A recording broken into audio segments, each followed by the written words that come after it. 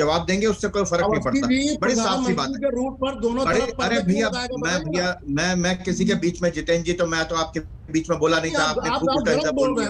आप नहीं बोल, अरे भैया वहां काशी के लोगों के बीच में जाके बोलिए ना कि देखो कुछ नहीं हुआ, कुछ नहीं हुआ।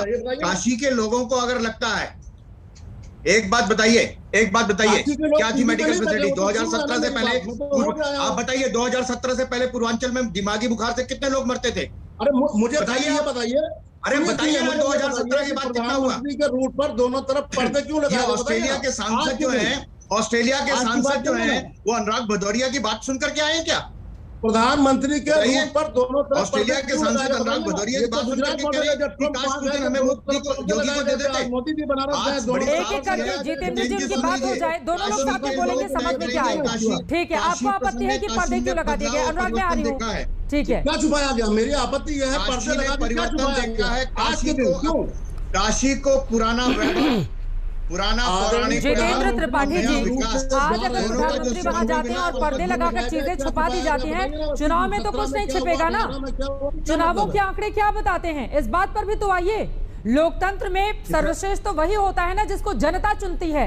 हम और आप कौन होते हैं, और जनता उनको बार बार मौका दे रही है बनारस से, ये भी एक सच्चाई है। ठीक है, मैं इस वक्त एक बड़ी खबर का रुख करूंगी, उसके बाद डॉक्टर संबित सीधे आपके पास आऊंगी। यूपी के बहाने देखिए, अब पश्चिम बंगाल की मुख्यमंत्री ममता बनर्जी ने प्रधानमंत्री नरेंद्र मोदी पर निशाना साधा है। उन्होंने कहा है यूपी में कानून का राज नहीं है। ममता बनर्जी ने आगे कहा कि यूपी में क्या हो रहा है पीएम सब कुछ जानते हैं। आपको बता दें कि पीएम की रैली के बाद हाथरस से लेकर उन्नाव तक अपराध हुआ है। हाथरस और उन्नाव की घटनाओं का उनकी ओर से जिक्र किया गया। पीएम ने सीबीआई, ईडी की कितनी टीमें यूपी में भेजी, ये भी बातें ममता बनर्जी कहती हुई दिखाई दे रही हैं। यूपी के बहाने ममता बनर्जी का पीएम पर निशाना, संबित पात्रा जवाब दीजिए।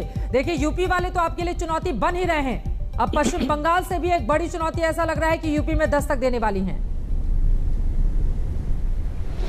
देखिए चित्रा जी, मैं बड़ा स्पष्ट रूप से और खुले मन से कहता हूं, अभी तो ये ममता बनर्जी उतरी है, आप देखिए केरल से भी पिनराई विजयन उतर जाएंगे, सभी लोग आ जाएंगे। ये जितने लेफ्ट लिबरल वाले हैं और जितने ये हमारे पार्टी के जो विचारधारा के खिलाफ है, ये सब उतरेंगे मैदान में, क्योंकि इनको लगता है किसी भी कीमत पर इस रथ को रोकना है। आप बताइए, आज से पहले ऐसा नहीं हुआ था क्या? 2019 के चुनाव में ये सारे लोग हाथ पकड़कर खड़े थे बंगाल में कि हम सब एक साथ मिलकर चुनाव लड़ेंगे और मोदी जी को हरा देंगे। फिर क्या हुआ आपने देखा था। देखिए बंगाल में कानून की व्यवस्था क्या है, पहले तो ममता बनर्जी अपने राज्य के विषय में हमें बताए। NHRC, national human right commission तक के लोगों की पिटाई की जा रही है, जबकि सुप्रीम कोर्ट ने एनएचआरसी को भेजा है। एनएचआरसी के लोग जाके वहां जिस प्रकार से हिंसा हुई है, पूरे हिंदुस्तान के इतिहास में कभी भी पोस्ट पोल वायलेंस, चुनाव के नतीजे के बाद इस प्रकार से 42 लोगों का मर जाना, इस प्रकार से महिलाओं के साथ बलात्कार होना, यह कहीं किसी राज्य में नहीं हुआ है, यह केवल बंगाल में हुआ है। और फिर भी मुझे आश्चर्य होता है कि ममता बनर्जी आज दूसरे राज्यों की तरफ देख रही है।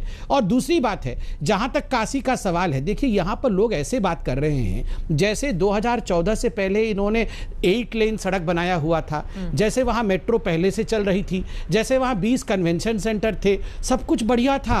मोदी जी आए और मोदी जी ने ये सब कुछ समाप्त कर दिया, रोड तोड़ तोड़ के उसने सिंगल लेन कर दिया मोदी जी ने, बिजली के तारे उखाड़ कर मोदी जी ले गए। अनुराग भदौरिया ममता बनर्जी का प्रचार करने बंगाल गए थे, बताइए ममता बनर्जी भी आ रही है, आपके साथ आएंगी, अकेले आएंगी?